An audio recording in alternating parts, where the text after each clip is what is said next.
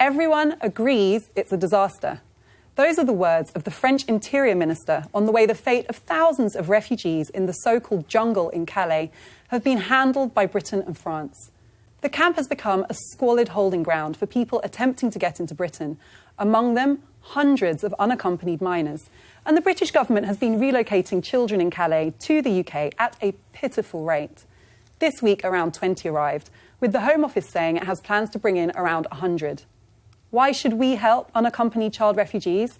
Well, first of all, because international humanitarian law puts us under an obligation to do so. Many have family members in the UK, which gives them a right to be fast-tracked here. Secondly, because they are incredibly vulnerable. Europol says that more than 10,000 of these underage refugees have already gone missing, possibly in the hands of people traffickers. Instead of fulfilling our moral and legal obligations, we're dithering under the false impression that helping these victims of wars we've played a part in creating will somehow overburden our public services and our national identity. It's a sentiment that I believe history will not remember kindly.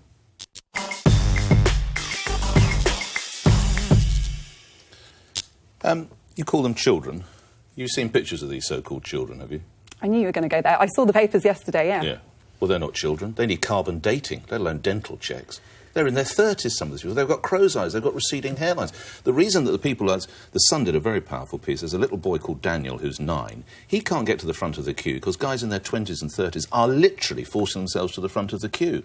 Let's make sure we get it right first, Afua. I'm going to show you a clip of one of the children in the camp who's being relocated to the UK. Just have a look at this. Just have a look at this. Everywhere line. For food line, for jeans line, for shoes line, for shower line. Everything line. Sometimes I miss mom. Sometimes I crying. Not here. My family, no parents. I miss my mom.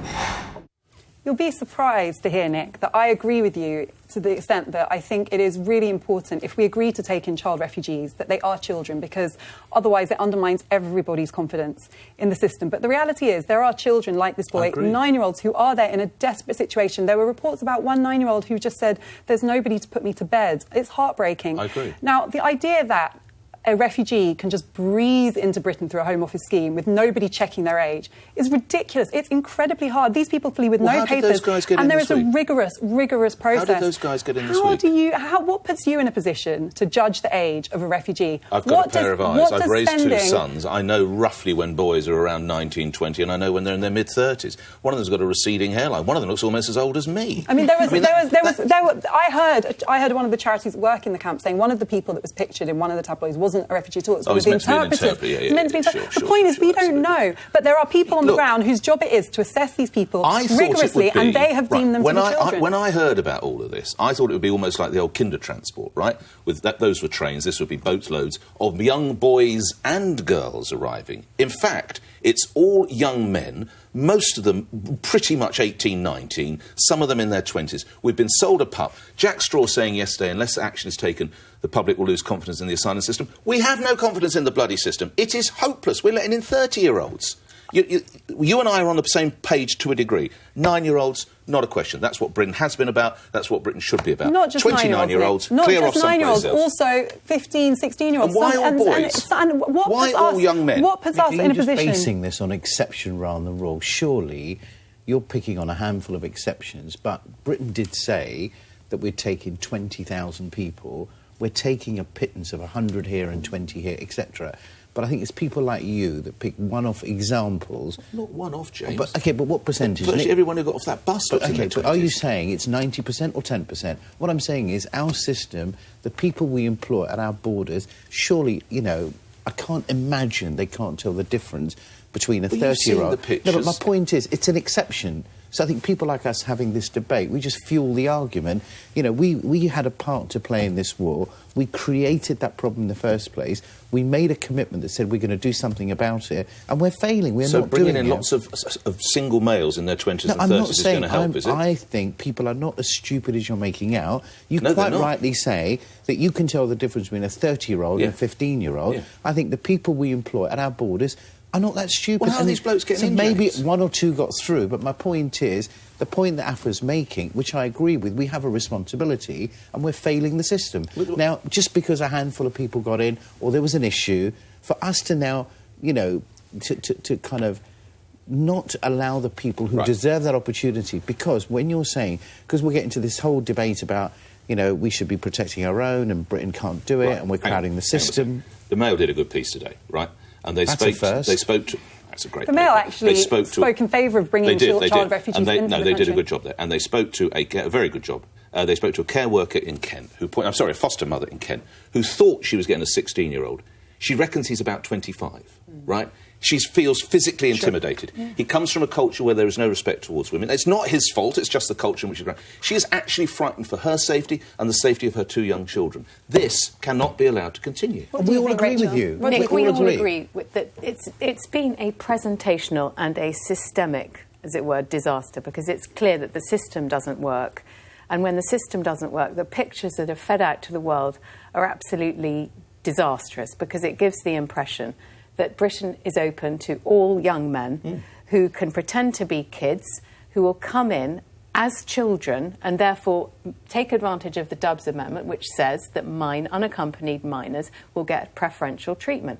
So the whole thing has been an absolute catastrophe, and it actually hides the reality, which is that it's only a handful of children, so-called children, and our obligation is actually much bigger, and we've got to bite a much bigger bullet than this as the weeks go on. But if everybody now thinks that these guys coming in are possibly threatening, they're going to go into the children's care system as adults, that is a real problem.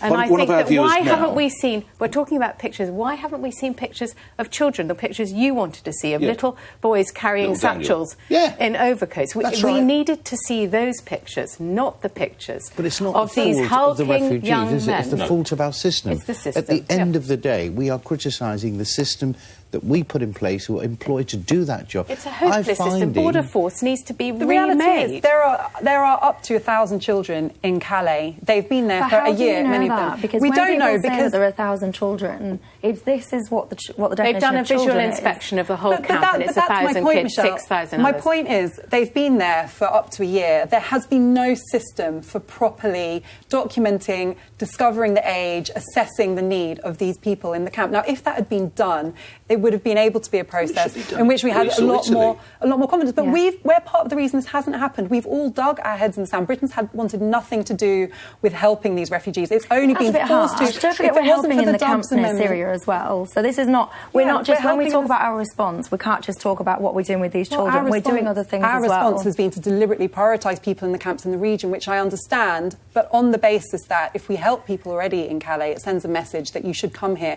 The reality is these are children who've put their lives on the line to get here out of desperation. The idea that we can just ignore them. Who are children? Because for me, nobody, you'll find anyone hard pushed to disagree with the sentiment that if there is an unaccompanied child, nobody would want an unaccompanied child anywhere, and let alone in this horrible camp. Like, most normal, decent people would not want to see that. But the problem that you've got is everyone agrees with that sentiment. But what's going on at the moment, it's embarrassing, it's laughable. You do see these, like, fairly well-grown men getting off of buses going, look at these children, and I'm sorry, they're not children. They've got better beards than James. They've got better beards than James. The problem is this is now being run by the tabloids, right? None of us are there. I haven't been there. I haven't been to the camp in Calais. Well, I haven't been at the border.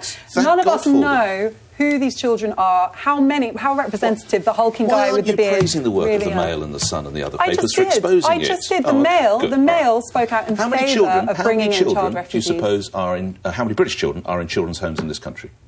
I don't know the figure. 3,162. Why aren't we doing something to help our own children? Why do we just sit in children's homes? I'm the first person to advocate helping children in care. It's not illegal. It's not either you help children in care here. It is with Nick. It's either your kids or someone else's kids. And with Nick, it's always Nick. Nick, there is a vacancy at the top of UKIP, you know. No interest in leading UKIP. Thank you very much. But I think that you shouldn't let everybody coming into the country should be understood who they are, where they've come from. Are they genuinely in need of refuge and all the rest of it? And for me, I think it's a scary prospect that people are coming into the country when we do not know who they are, first and I foremost. haven't been to the camp in Calais, but I do have some experience of the asylum system here.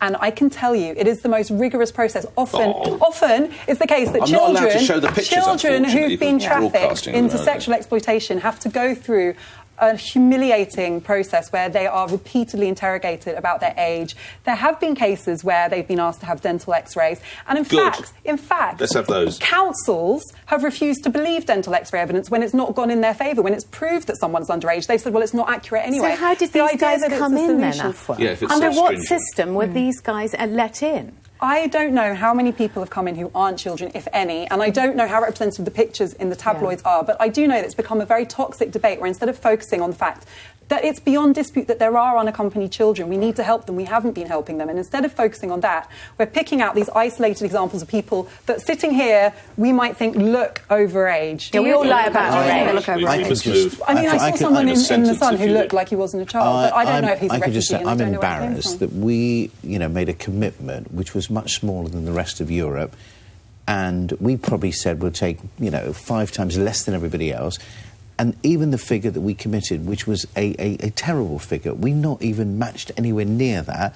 We're talking about refugees, but it's not the refugees, it's the system that it's for. If we're sitting here today as a Britain, one of the powerful nations, and we can't get our borders of people who can differentiate between a 15-year-old and a 30-year-old, we should be embarrassed. All right.